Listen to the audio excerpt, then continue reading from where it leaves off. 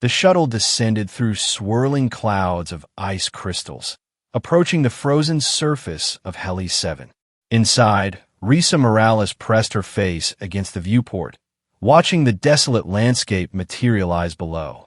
Jagged spires of ice jutted from the ground like frozen teeth, and winds whipped snow into perpetual cyclones that danced across the barren plains. Final approach, the pilot announced. Temperature outside, -72°C. Winds, 80 kilometers per hour. Prepare for atmospheric entry.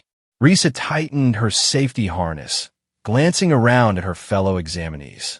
The Ventari's blue-scaled skin had already begun to pale, preparing for their semi-hibernation state. The Aurelia's translucent flesh exuded a protective oil that glistened in the cabin lights. Only she, the sole human in this year's survival examination, had no biological adaptation for the extreme cold they were about to face. The shuttle landed with a jarring thud. Steam hissed as the heated landing gear touched the frozen ground.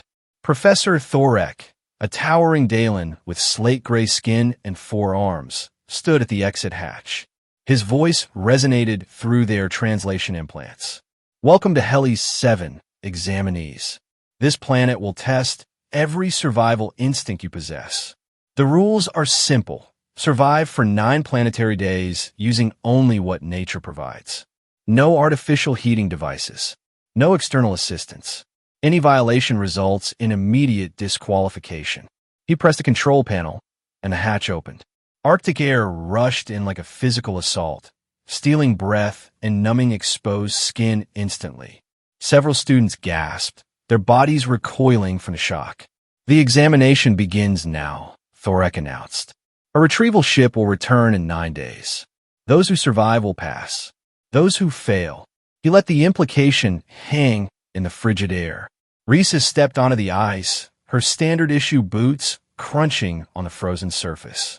Already, she could feel the cold seeping through her clothing, her body heat bleeding away into the merciless environment. Around her, the other examinees were separating into groups based on species compatibility.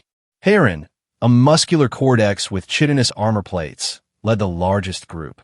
His species had won numerous survival competitions, and his confidence showed in every movement. He caught Risa's eye and sneered. The human won't last 2 days, he said loudly. Their kind lacks any meaningful cold adaptation. Weak flesh, no hibernation capability, no natural insulation. Risa ignored him, focusing instead on immediate priorities. She needed shelter, and she needed it fast. The other groups were already claiming the most obvious locations: caves, rock overhangs, natural windbreaks. As a solitary competitor, she'd have to find something they'd overlooked. She trudged away from the landing site, each step requiring conscious effort as the cold attacked her muscles. The wind screamed across the ice fields, carrying sharp crystals that stung exposed skin.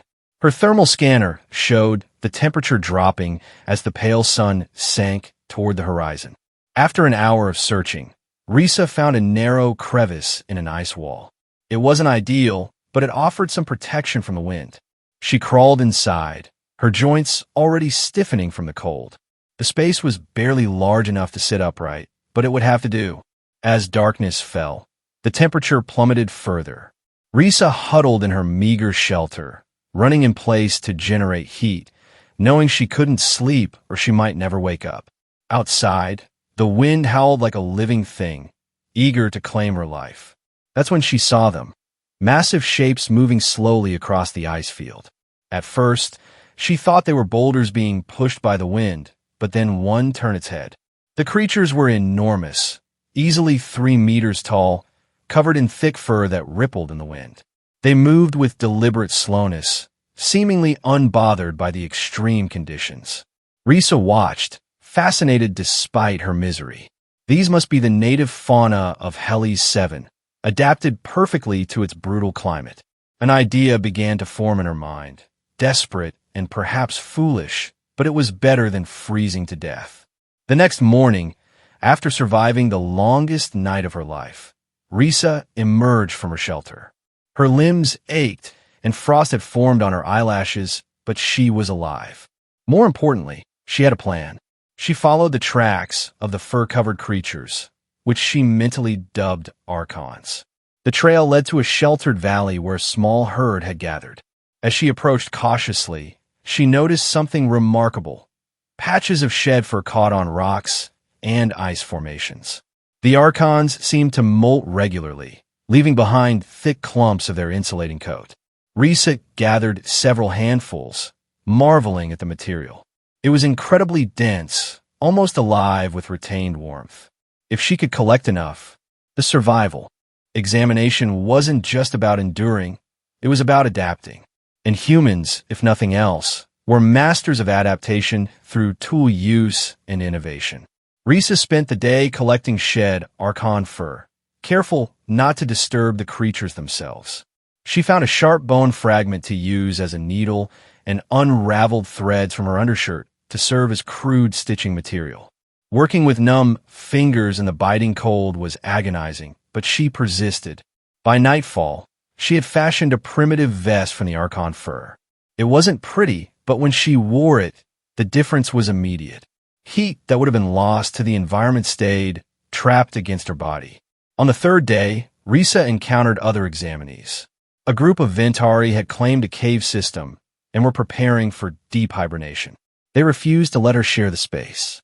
"Your metabolism is too high," their leader explained. "You would consume too much oxygen and generate too much moisture. Find your own shelter, human." Rejected, but not defeated, Risa continued her work.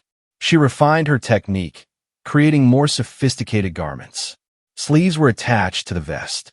A hood protected her head and ears. She even fashioned crude mittens and boot covers. The Archons seemed to tolerate her presence, perhaps recognizing that she posed no threat.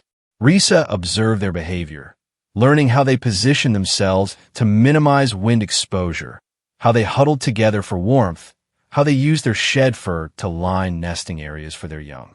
On the fifth day, while working on her suit, Risa heard a weak cry for help. Following the sound, she found a Kitran student named Seer collapsed in the snow. Unlike other species, the Kitran couldn't hibernate and had limited cold resistance. Seer was suffering from hypothermia, barely conscious. Risa faced a choice. The examination rules suggested every student should fend for themselves. But watching Seer shiver violently, she couldn't simply walk away. She dragged the Kitran to a nearby rock formation that offered some wind protection and wrapped them in her partially completed fur garments. "Why?" Seer asked through chattering teeth. "We're competitors. We're also sentient beings," Risa replied. "And right now, survival might require cooperation." Together, they improved the fursuit design. Seer's smaller fingers were better suited for detailed work, while Risa's human endurance allowed her to gather materials for longer periods.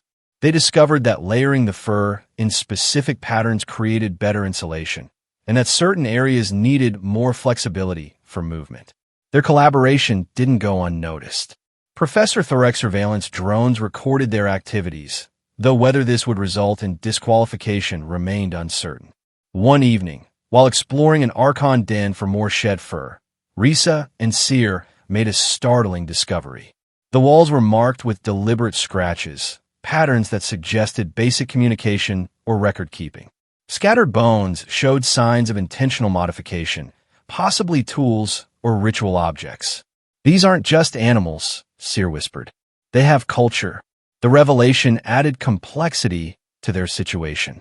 They were harvesting materials from potentially sentient beings, even if only shed fur. But without it, they would certainly die. A minor earthquake shook the region that night, fracturing the ice shelf near the Archon den. Several young Archons became trapped behind fallen ice blocks. Without hesitation, Risa and Seer worked to free them, using improvised levers and their combined strength.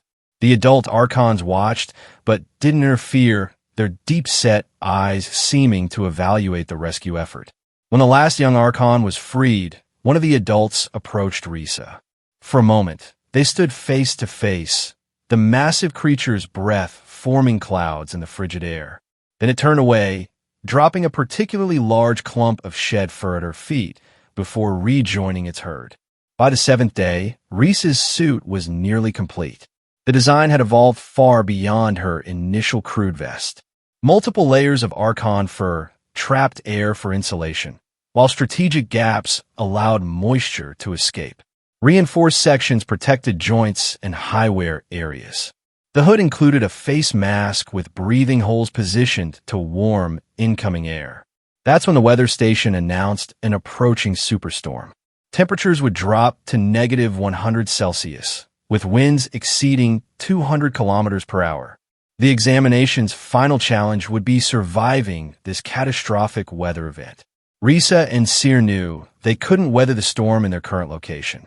They had to reach the designated extraction point, a journey of several kilometers across exposed ice fields.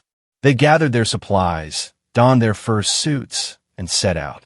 They soon encountered other examinees struggling against the rising wind. Heron's group, despite their earlier bravado, was in trouble. Their natural armor provided little insulation, and the cold was overwhelming their biological defenses. Risa hesitated only briefly before offering assistance. She distributed spare fur pieces she'd collected, showing them how to secure the material for maximum protection.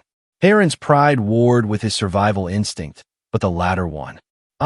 Thank you, he managed through frozen lips. The storm hit with apocalyptic force. Visibility dropped to zero as snow and ice particles filled the air. The wind threatened to lift them off their feet. Risa tied the group together with braided fur rope, leading them through the whiteout conditions using dead reckoning and occasional glimpses of her navigation device. The ice beneath them cracked and shifted. Crevasses opened without warning. Seer nearly fell into one such gap, saved only by Risa's quick reflexes and the rope system. The rescue strained her shoulder, but she pushed through the pain. Hours passed in a blur of white fury and numbing cold.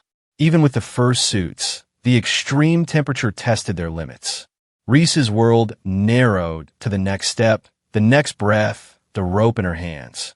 Finally, through the howling storm, she spotted the beacon's pulsing light. The extraction point. With renewed energy, she led the group forward, counting steps, fighting for every meter of progress. They reached the landing zone just as the rescue shuttle descended. Its heated landing struts melted perfect circles in the ice. Professor Thorek stood in the airlock, watching their approach with an unreadable expression. Risa collapsed as they entered the shuttle, her mission accomplished. Warmth enveloped her like a physical embrace, almost painful after so long in the cold. Medical staff rushed to assist the survivors. Hours later, Risa awoke in the ship's medical bay. Her fur suit was folded neatly beside her bed, a testament to her ingenuity and determination. She was summoned to appear before the examination board. The conference room was filled with Academy officials. Professor Thorek sat at the center, his forearms folded across his chest. "Cadet Morales," he began, "your actions during the examination raise several concerns. You collaborated with another student. You intervened to save competitors. You harvested materials from native life forms." Risa stood straight despite her exhaustion. "Sir, I used only naturally shed fur, causing no harm to the Archons. My collaboration with Seer enhanced our chances of survival without diminishing the challenge. As for helping others, isn't preserving life a fundamental value of the Academy? And what of your discovery regarding the Archon's potential sentience?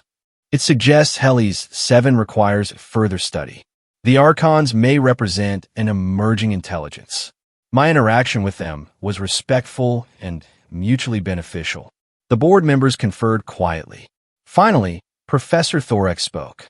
"Cadet Morales, you have passed the examination with distinction. Your innovative adaptation, ethical considerations, and leadership under extreme conditions exemplify the qualities we seek. Furthermore, you've opened new avenues for xenobiological research." Relief flooded through her. "Thank you, sir. We're offering you a position on the research team that will study the Archons. Your unique rapport with them could prove valuable." Risa considered the offer.